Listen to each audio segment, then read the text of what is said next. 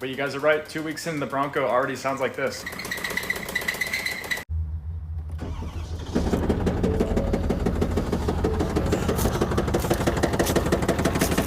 "2024 with 10,000 miles, and this is what she sounds like."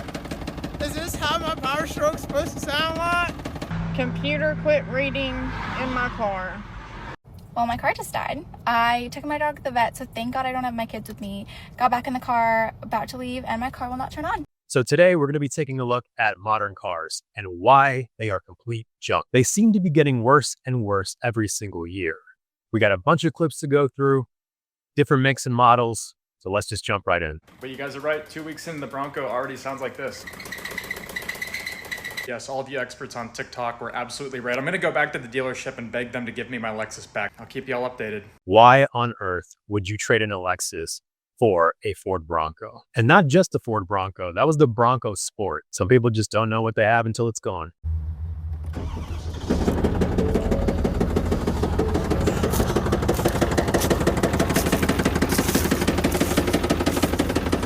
"10,000 miles on her, bro."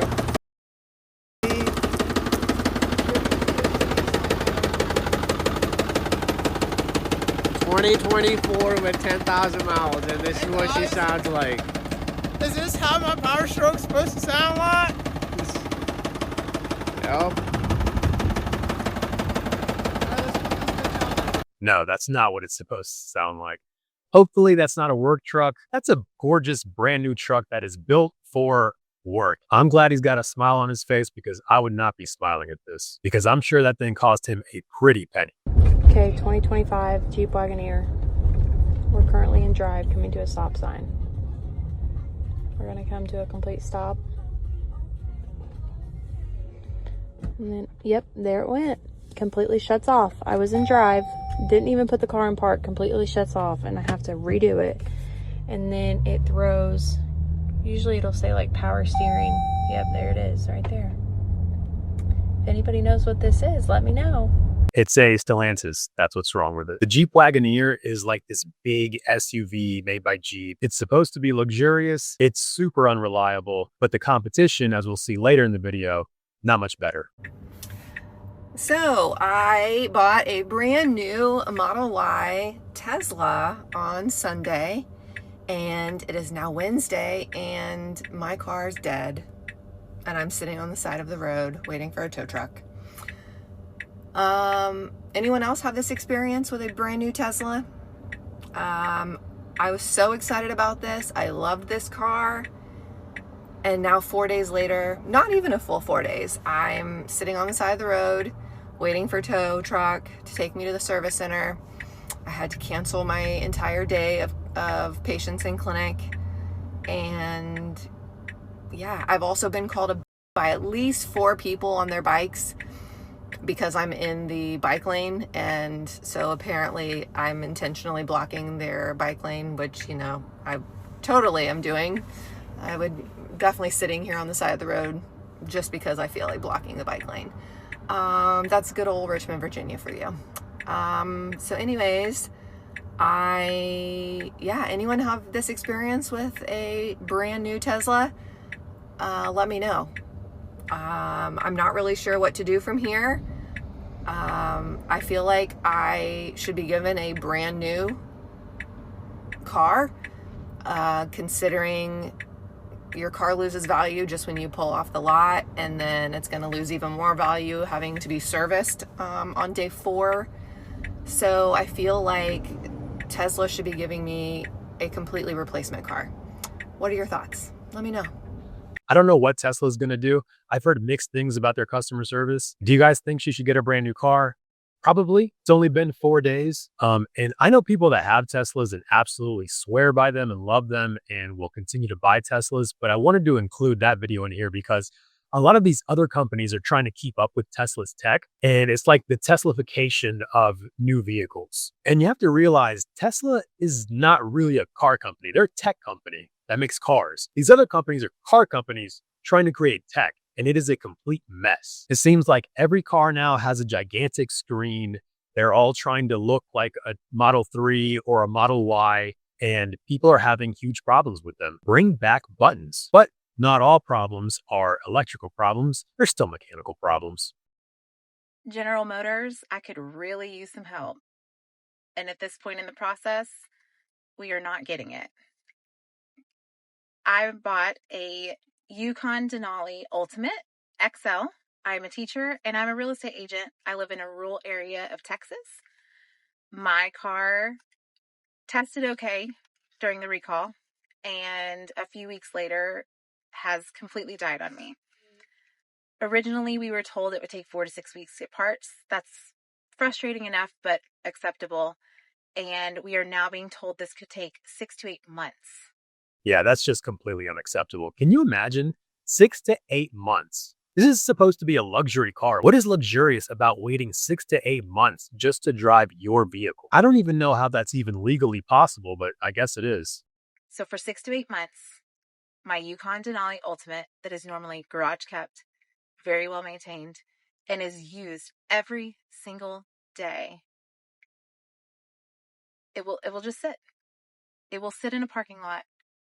I will pay the payments on it, and I will drive a small Chevy car until these months pass by.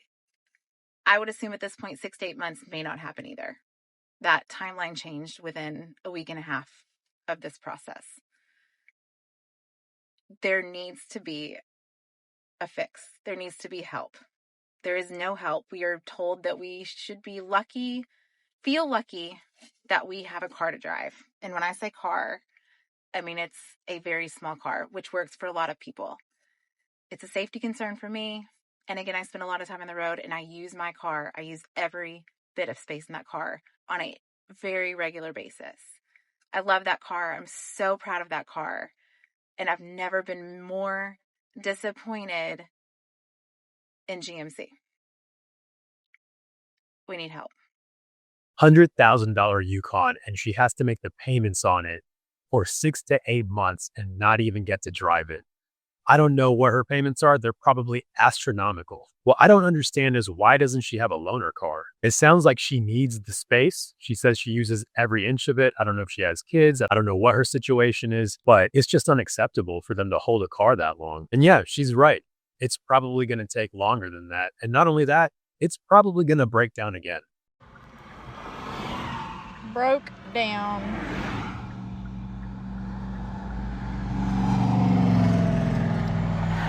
Computer quit reading in my car. Lovely. This is a Kia K5 and the computer quit reading in my car, so now it won't do anything. I don't know what I'm going to do. Well, I'll tell you what you're not going to do is buy another Kia in the future.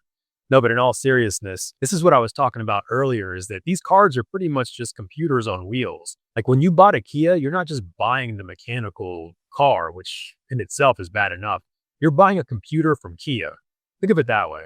Well, my car just died. I took my dog to the vet, so thank God I don't have my kids with me. Got back in the car, about to leave, and my car will not turn on. I have a 2023 Hyundai Palisade calligraphy that only has 26,000 miles on it, and it literally is not turning on. It's giving me the sign ESC, which I guess is like an electronic issue. We have to take it to the dealership now, so we have to have it towed. My dad's on his way to come pick me up because my husband's with my kids, and he only has one car seat in his car, so he can't come and get me while watching both the kids. It's just such a mess. This should not be happening with a 2.5-year-old car. I've had BMWs, my husband's had 2 Range Rovers, like nothing's ever happened. I've never had my car die on me like this. So I guess just survivor's bias that I was like, oh, it'll be fine.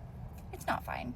Yeah, she got super lucky. Never been stranded in a Range Rover, multiple Range Rovers. And yeah, Range Rovers are not reliable, but these days, nothing is. I even hear horror stories with newer Hondas and Toyotas. They're just not what they used to be. And yeah, she's lucky that she didn't have her kids with her. That's one of the things about these new cars. You go out with your family thinking you're safe, and then these things fail on you. And look, that could happen in any car, but in a new car, you're not really expecting that. But maybe you should be. Brand new truck, only has 9,000 miles.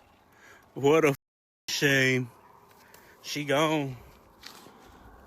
Someone sold me that Duramax now, or 6.7. This piece of shit has left the group chat. That is a beautiful truck, and it's completely useless. I don't know if he needs it for work. Probably doesn't. But in either case, can't do anything with it. 9,000 miles. That is a brand new truck. So I just got my new Kia 4 months ago. literally 4 months ago. Right now, my car, and I can show y'all, literally my car only got 3,000 something miles on it. Why every time I get in my car now, first it started with the recall on my car. My car had a recall on it. I kept making appointments with Kia, kept taking my Kia up to the dealership. Every time I go up there, they're saying max capacity, come back another time, they're finna close. Or Makes you wonder why the service was at max capacity. I bet I know why. The mechanics are finna leave at a certain time. They have to keep my car overnight. With me being a college student and working, my schedule is not to where I can come and pick up my car anytime, any place, and just leave my car anywhere. And, you know, them leaving me without transportation. They haven't been helping me with loaners. They haven't been helping me with rental assistance. They haven't been helping me with nothing. Why don't I just get in my car? Look.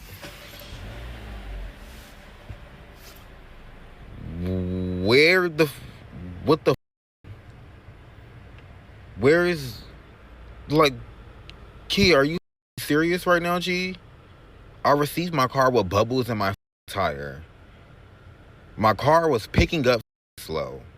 I had a recall on my car, which is up the technical shit in my car. Now I have technical issues due to the fact of a recall. And you telling me I can't even see how many miles per hour I'm going anymore? Y'all, do not buy these new Kias. Whatever you do, do not go to Kia. Go anywhere else but Kia. This shit is ridiculous. Currently driving my car and I can't even see that. Look at this. Car picking up late. Look at this. You can't even see. They got me up, bro. Nah. Currently in Kia right now, they said they're gonna help me with some assistance, but I've been sitting here for a whole hour and nothing. Everybody's been walking around my car, not helping me whatsoever, and I've been asking for details or something, or some roadside assistance or anything. Like, this is unprofessional. Yeah, the fact that they're not helping him, no loaner car, nothing, knowing there's a recall on here that's causing issues. Because it's one thing to have an unreliable car, but the fact that the dealership is doing absolutely nothing for you is just insult to injury. Okay, so I had to take the sound out, the music out, because it was copyrighted. But this looks like a new Yukon that is just being towed away because it broke down on the side of the road. Yeah, that looks like it's going to be an expensive fix. Don't know what went wrong. Hopefully it's under warranty, and hopefully it doesn't take 6 to 8 months to fix it.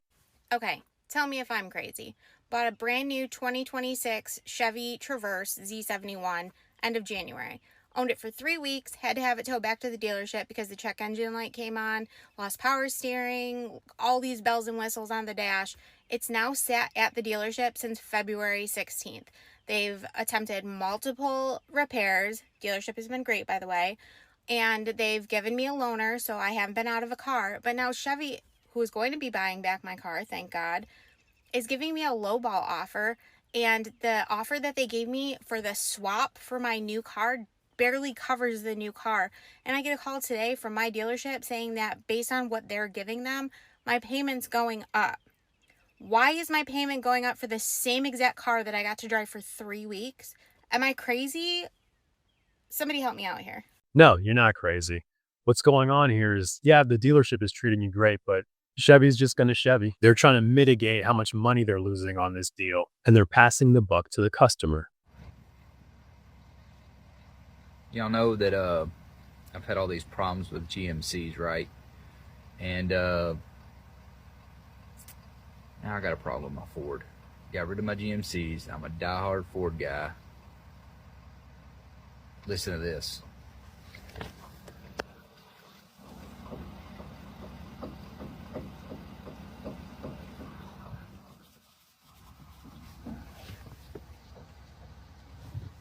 Something's loose in my front end. When I hit a bump, it sounds like the steering column's going doo-doo-doo-doo-doo-doo. Dang it. And I need this truck to pull this weekend. Well, Ford guys, sorry guys. These GMC fans are gonna have a field day with this one. I guess you can't get nothing good nowadays. 2024 model, F450 Ford.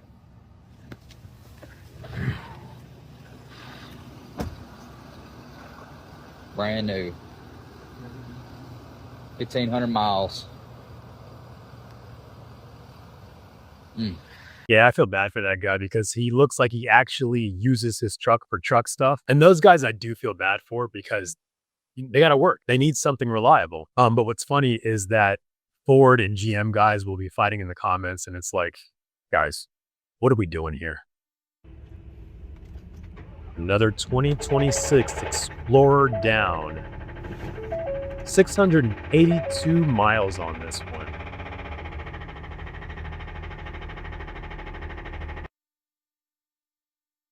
Cylinder 5 rod bearing found its way to the oil pan. Now, how did that happen? Yes, I'm the person whose brand new 2026 Chevy Traverse died on them. I'm here to tell you what happened. So she was running just fine, and then I went to go start her again, and I went to go start it, and then I put it in drive, and it just died. Like, completely shut off. So then I went to go restart it again, and it kind of like sounded like it wanted to start, and then it just completely died, and then the dashboard flashed, and it said system failed. And then I couldn't get her to start again. So we called AAA, they came out, they tried to jump her, do all the things that they could do, couldn't do it, so we got a tow truck to come out and tow her away. So they take her to the dealership calls us and was like, hey, you know that little like round rhinestone thing you have on the push to start? Which I will insert a picture of it if you don't know what I'm talking about. Anyways, they're like, those are known to cause electrical issues in cars. And my husband's like, you're not telling me that a little $5 ring is gonna break my $60,000 car. After further investigation, they figured out that the engine is just completely shot. They don't know why, they're trying to figure it out. She only has 2,000 miles on her. We got her about a little over a month ago. So that's the update that I have as of right now. If you want to continue following the story, then follow along because I will be updating as we go through this process and see what happens. Another Traverse, another travesty. Yeah, I don't know what it is about these cars.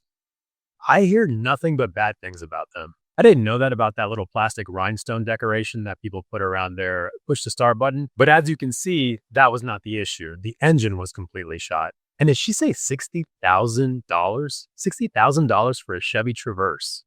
And it breaks down with 2,000 miles on it, and they try to blame it on a decoration, a $5 decoration. All right, so I'm starting to think I got a lemon here. Come to get in the truck today, and I mean, we got no power whatsoever. So I'm gonna have one of my guys come and jump it off, because I'm definitely not jumping it off with the Corvette. So this is just my luck with this. Yesterday the radio went out, now it won't start. Lovely. Well, I got the truck started.